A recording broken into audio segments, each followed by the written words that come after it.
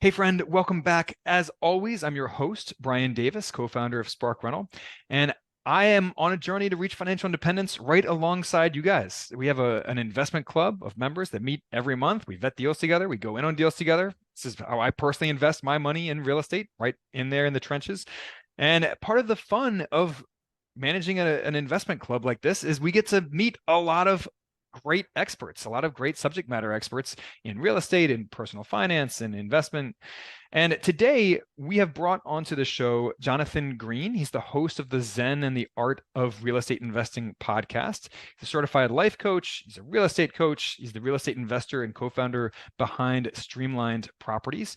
And Jonathan is going to be talking to us today about landlording and a little bit of a mindset shift of the role that your tenants play in your properties. So on that note, Jonathan, tell us what we landlords are getting wrong about landlording. Yeah, Brian, thanks for having me on the show, of course. So landlording, a lot of people think dollars and cents first, and I think that's the first place that it goes wrong. They're not thinking of the tenant as a partner in this. And really what you're doing is, look, you own the house, you're renting it to somebody else who is now caretaking one of your biggest investments in the world. So why you wouldn't be nurturing that relationship with your tenant and making sure they have everything that they need to be happy there, I have no idea. But landlords over the history, the worst landlords always get in trouble for the same reasons. They don't take care of the property on the outside, and then they wonder why the tenant's not taking care of the property on the inside. If the outside of your property looks terrible and you do nothing to fix it, your tenants aren't excited to come home to it. So when they have a leak in the bathroom, they're not going to call you because they know you're not going to fix it. And this starts dragging your property value down and dragging your CapEx up.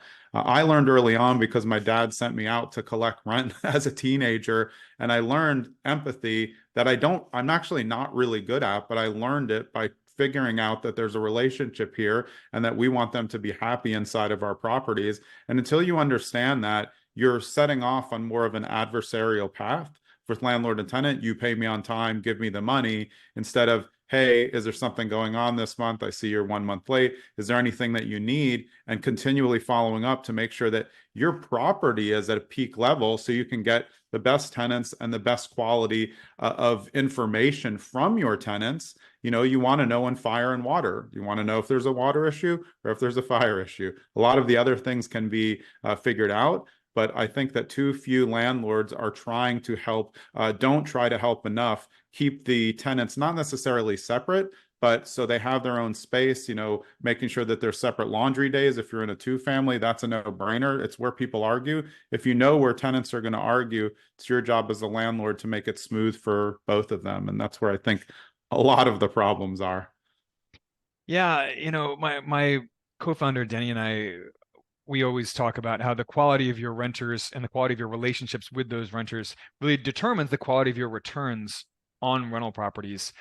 Your renters truly are a partner with you for these properties. You're entrusting them with an asset worth hundreds of thousands of dollars, right? Or millions in some cases. Yeah. So you really, you have to screen them really well. You have to maintain that relationship with them well. You have to, be present sometimes at the property, go and check on, does the property need repairs? Is the tenant taking good care of the property? You need to be present. There's a reason why absentee landlords have such a bad reputation and why they earn such bad returns on their properties. Yeah. So anyway, on that note, in 30 seconds or less, how do you help people, Jonathan? And how can listeners connect with you if they want that help? Yeah, the best way to connect with me is probably on Instagram, like most of us these days. That's Trust Green, or the podcast Zen and the Art of Real Estate Investing. That's the entire on Instagram, it's Zen Real Estate Investing. But I'm pretty easy to find if you're just looking for Trust Green or the podcast. I work off market, on market, and as a coach in all of these areas of real estate. Well, Jonathan, thank you so much for coming on the show. And guys, if you enjoy these quick hit conversations that we have, these dense but fast conversations about specific topics, please rate, review the show. Means the world to us, and we will catch you on the flip side. Thanks, Brian. Wondering how private equity real estate investing works? We get it. A lot of investors are put off by phrases like private equity or real estate syndication, but these completely passive investments are actually a lot easier than buying properties directly, buying properties yourself in your own name. So we offer a free 40-minute class called Hack the Rich, 7 Secrets We've Learned from Private Equity Real Estate. There's not even a sales pitch at the end. We'll show you how to invest in these on your own without any help from us. So go to sparkrental.com/hack to take the free class. And we can't wait to chat about your questions.